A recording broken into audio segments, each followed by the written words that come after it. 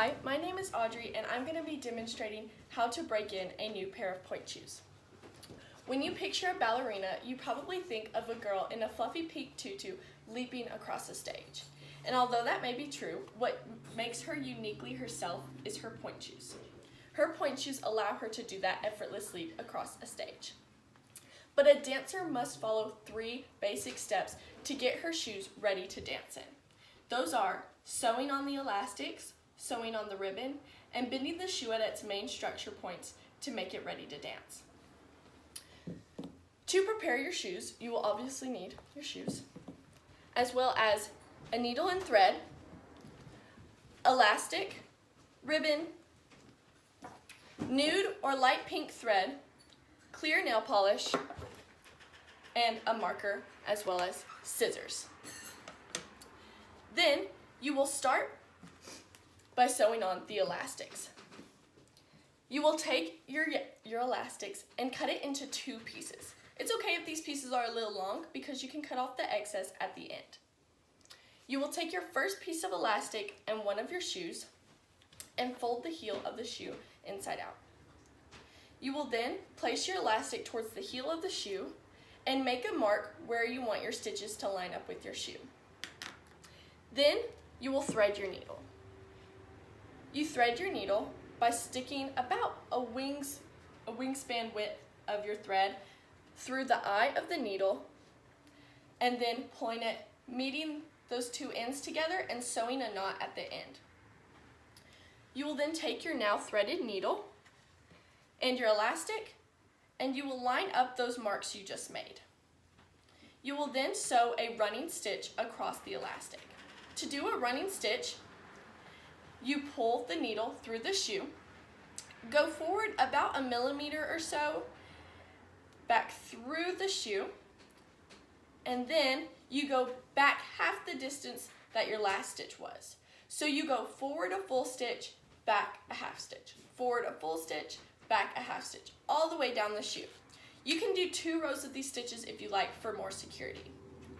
Once you have the end attached, you then want to repeat on the other side of the shoe until you have that ankle strap sewn on. Then you can move on to your ribbons. When you sew on your ribbons, they keep the foot and the shoe molded together. This allows the dancer to rise up and down on the shoe better with more ease. So to sew your ribbons, you will cut your full length ribbon into 4 pieces. You're going to use 2 pieces per shoe.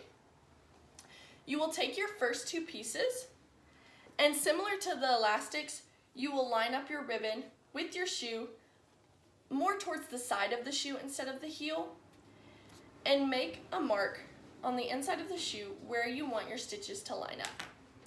You will then thread your needle once again, and once you have it threaded, you will do that same running stitch across the shoe, going forward a full stitch, back a half stitch, forward a full stitch, back a half stitch, and so on until you have that ribbon sewn on. Then you will repeat on the other side of the shoe until you have 2 ribbons and 1 strap of elastic sewn on. You can then repeat that on the other shoe. Once you have your ribbons and elastic sewn onto both shoes, you then can secure the edges. When you secure the edges, you can use clear nail polish or a lighter. If you choose to use a lighter, you will simply take the edge of your ribbon and hover it over the top of the lighter. This will cinch the edges and keep them from fraying in the future. However, you can't use a lighter on the elastics or the inside of the ribbons because you can risk burning the shoe.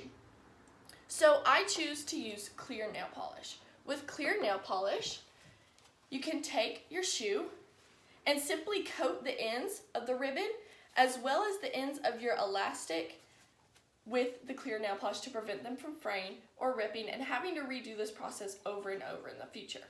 You can also use the nail polish to coat the stitches of your shoe, and this prevents the thread from ripping. Then once you have your ribbons and elastics completely sewn on, your shoes will look something like this. You'll want to put on the shoes, tie them, and cut off any excess that you won't need.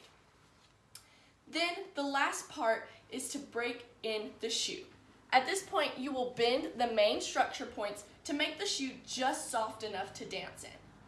To start, you want to bend the shoe in half. This is where the dancer's arch support comes from. By bending it in half, they can rise up and down on the shoe easier. You also want to press down on the box of the shoe. The box of the shoe is what encloses the dancer's toes. By softening it just a little bit, the dancer can again rise up and down on the shoe easier. Once you've bent it in half and pressed down the box, your shoes are now fully broken in. They are soft enough and ready to dance. So dancers may go through this process several times.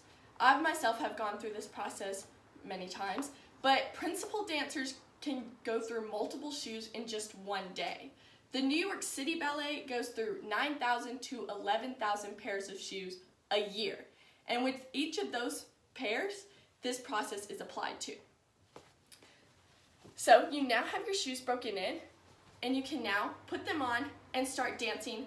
You're ready for your class, your performance, whichever way.